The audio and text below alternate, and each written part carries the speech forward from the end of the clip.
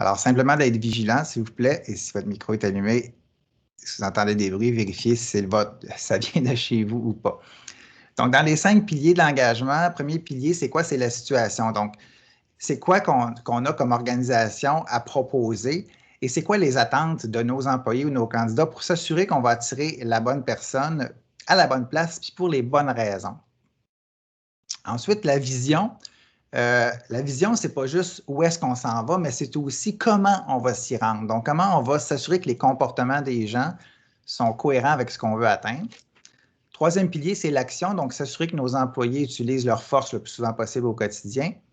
Le quatrième, c'est l'appréciation, donc pas nécessairement donner des cadeaux, mais porter notre attention sur ce que les gens font de bien pour qu'ils puissent le répéter. Et finalement, l'aspiration qui est l'actualisation d'un idéal, souvent l'idéal d'un individu.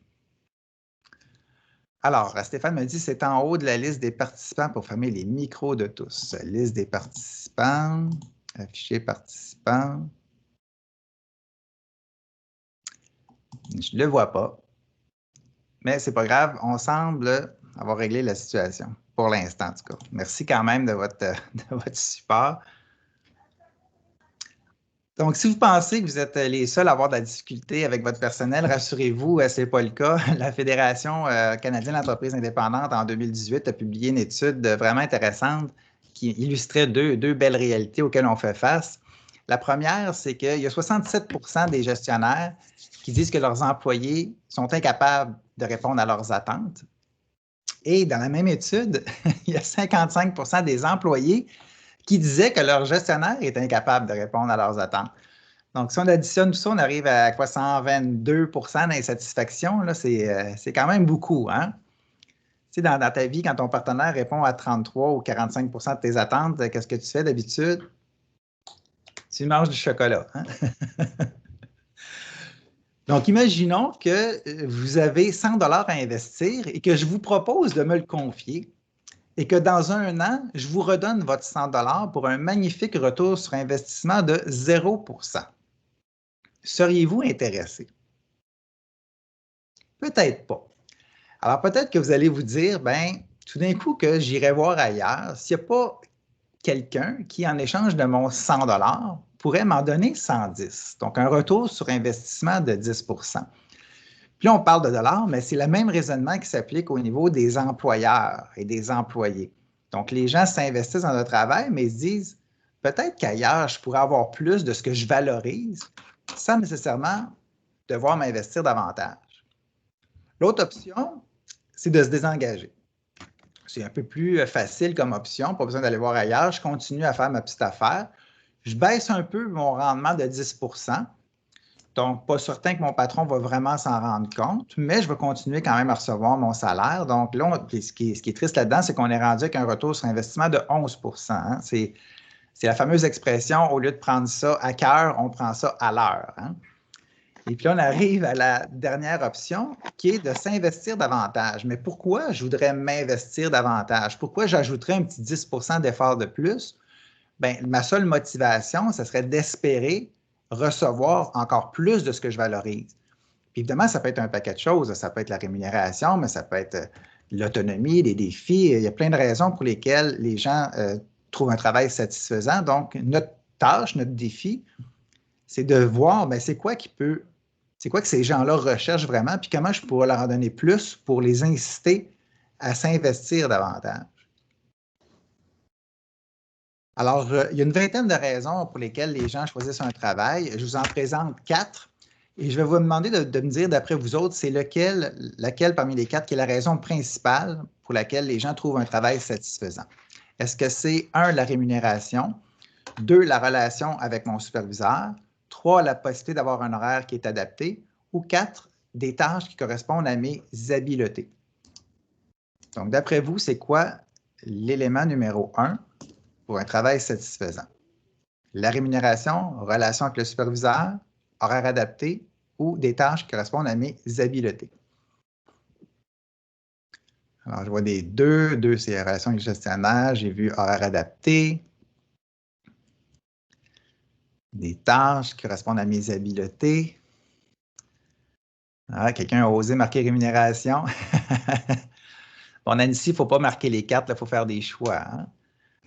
Jordan nous dit l'argent, Yael nous dit relation avec le gestionnaire, Lorraine des tâches, Patrick, Sylvie dit toutes ses réponses. Oui, c'est sûr que c'est toutes des bonnes réponses, mais il faut quand même les prioriser. Puis c'est vrai que, évidemment, ça peut varier d'une personne à l'autre. Donc, ce que je vous présente ici, ça vient des gens qui ont complété un profil public sur Enviable. Donc, Enviable, je vais vous en reparler un petit peu plus tard, mais c'est un logiciel, c'est un test en fait en ligne qui est gratuit. L'adresse, c'est enviab.ca, donc Enviable, et ça permet d'évaluer, de prioriser en fait, c'est quoi nos attentes pour un travail satisfaisant. Donc, c'est un petit test sympathique qui se fait en 3-4 minutes. Et donc, parmi les répondants qu'on a jusqu'à maintenant dans le profil public, au troisième rang, c'était les tâches qui correspondent à mes habiletés. Au deuxième rang, on avait la relation avec le gestionnaire. Et premier élément pour un travail satisfaisant, c'était l'horaire adapté. En fait, votre information de la rémunération arrive au 9e rang. Donc, félicitations à ceux qui ont eu la bonne réponse. Et puis là, ça tombe bien parce qu'effectivement, dans les contraintes de santé qu'on a actuellement, ben, on a quand même pas mal plus d'horaires adaptés qu'on n'a jamais eu avec le télétravail. Et bien sûr, il y a des inconvénients qui viennent avec ça. Mais ça, c'est le sujet d'une autre conférence, donc on ne couvrira pas tout ça. Mais ce qui est le fun, c'est qu'en ce moment, ça correspond, on a la possibilité d'offrir aux gens ce qui valorise dans l'ensemble le plus, c'est-à-dire la possibilité d'avoir un horaire qui est adapté. Puis ce qui est intéressant, c'est quand on creuse un peu sur les résultats un peu plus, puis qu'on analyse selon les générations s'il y a des différences, parce que souvent, le message que je dis aux gens dans mes conférences et générations, c'est qu'il ne faut pas faire des généralités générationnelles. Hein. Les différences sont plus individuelles que générationnelles. Mais au niveau des attentes, on peut voir qu'effectivement, il y a des différences. Donc, ce qu'on voit ici, c'est les 5 premières attentes pour un travail satisfaisant par génération. Fait qu'on a les baby boomers. Donc, au premier rang, localisation géographique. Après ça, des tâches correspondent à mes habiletés. Après ça, des valeurs communes avec l'organisation. 4, l'encadrement de mon superviseur. Et 5, un horaire adapté. Quand on regarde la génération X, on voit que c'est les 5 mêmes, mais dans un ordre différent. Donc, il y avait quand même 20 choix. Et dans le top 5, on a les 5 mêmes pour les boomers et génération X. Donc, c'est intéressant de voir que de ce côté-là, il y a quand même des similitudes. Donc, si vous avez une équipe multigénérationnelle à gérer, bien, si votre attention va sur ces 5 éléments-là, bien, vous devriez être bon avec les petits vieux. Je m'inclus là-dedans, je suis un X. Et quand on parle des nouvelles générations, bien là, c'est intéressant parce qu'on voit des nouvelles attentes. Donc, on regarde les Y, attente numéro 1, possibilité d'avancement. Horaire adapté est au 2e rang, formation 3e, valeur partagée 4e et stabilité d'emploi en 5e. Et chez les Z, donc ceux qui sont nés en 95 et après, formation numéro 1, possibilité d'avancement numéro 2, localisation géographique, stabilité d'emploi et horaire adapté. Donc, on voit qu'horaire adapté arrive partout. Mais ce qu'on voit surtout, puis c'est normal avec les plus jeunes, a un intérêt pour avoir des possibilités d'avancement, pour avoir de la formation. Donc tout ça, ça fait du sens. Mais quand on le voit comme ça, des fois, on se dit, des fois, on vit des différences générationnelles et on ne comprend pas trop. Bien, ça peut être une façon justement de mieux voir, de mieux comprendre les différences. Donc, notre objectif, donc, comme employeur, c'est de dire comment moi, je peux me rapprocher finalement des attentes des employés, mais dans la mesure, dans la limite de ce que je suis capable de livrer et de promettre. Alors, Diane nous dit, nous voyons de plus en plus des fins de génération X qui veulent aussi leur adapter. Ben oui, c'est sûr, hein, on l'a vu tantôt, ça faisait partie aussi de leur demande.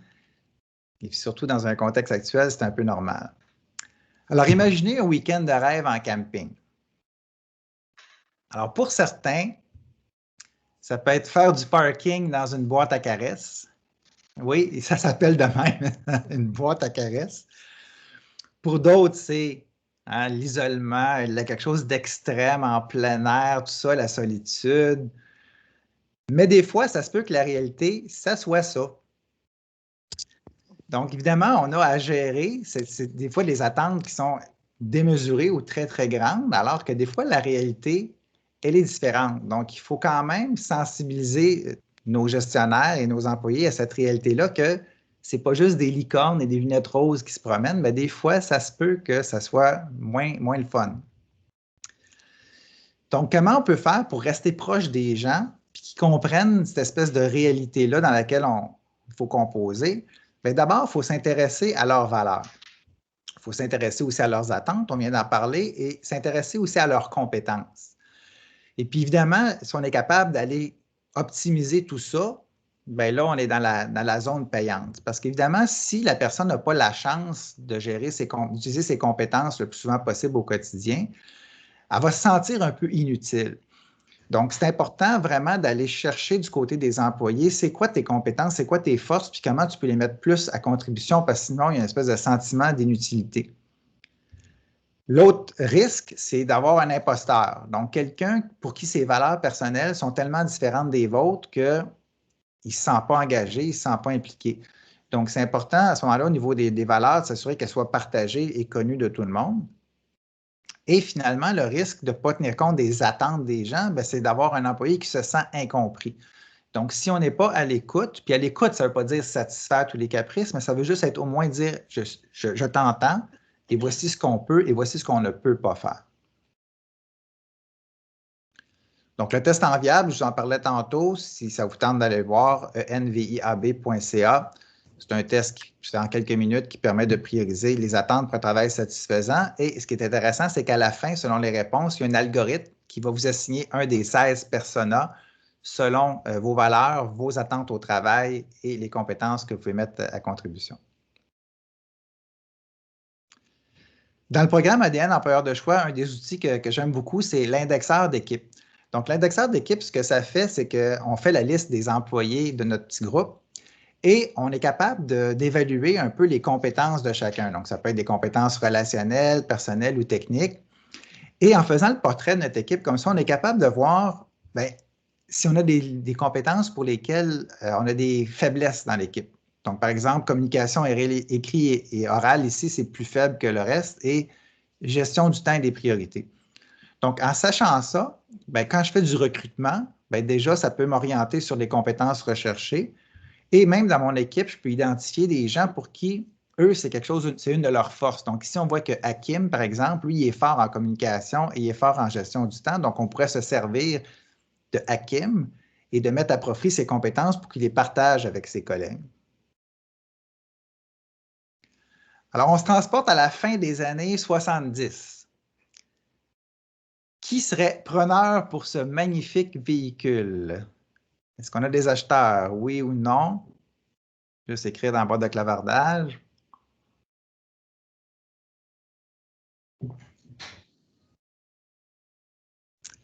Alors, oui, Charles, il est acheteur. Oh, Suzanne, non, merci. Pas du tout, OK. Ah, Joanne, pourquoi pas? OK. On a des gens qui aiment l'aventure. On a des non, merci. Non, c'était pas une Pinto, Benoît, c'est une Pacer. En fait, ça ressemble beaucoup à la Pinto, tu as raison. Mais c'est la Pacer. Bon, Stéphanie, je connais pas le modèle, besoin de plus d'infos. Je suis pas là pour te vendre un auto. Elisabeth, ça dépend de son état. Nadia qui nous fait des petits chats qui disent non. Diana dit ça dépend de l'usure. En fait, je vous montre ça simplement pour vous faire réaliser qu'effectivement, quand American Motors a sorti la Pacer, ils savaient que ça ne plairait pas à tout le monde. C'était futuriste, c'était innovateur, c'était unique. Il faut se rappeler qu'à cette époque-là, tout le monde avait des gros véhicules. Hein? Ah, Lorenza nous dit j'en ai déjà eu donc ça dépendrait de son état. OK. Donc, l'idée, c'est ça, c'est que à cette époque-là, tout le monde avait des gros véhicules et American Motors, en fait, a créé la première petite voiture nord-américaine avec la Pacer. Et ce qu'ils ont fait, c'est qu'ils ont mis 4 mannequins à l'intérieur d'une coquille et ils ont construit le véhicule autour. Donc, c'était le premier véhicule qui a été construit de l'intérieur vers l'extérieur. Et tout ça dans le but d'assurer la sécurité, le confort, puis la vision des passagers. C'est pour ça qu'il y a autant de fenêtres dans cet aquarium sur roue. Et que ça nous plaise ou pas, il y a quand même 280 000 personnes qui ont acheté un véhicule comme ça entre 1975 et 1980. Mais ils savaient que ça ne plairait pas à tout le monde. Donc, la raison pour laquelle je vous montre ça, c'est qu'en fait, nous autres aussi, comme employeurs, on devrait avoir cette image-là de dire, bien, je sais que ce que j'ai proposé, ça ne plaira pas à tout le monde. Mais il ne faut pas avoir peur de s'afficher clairement de façon unique. Puis c'est ça, ça m'amène à vous parler ce que j'appelle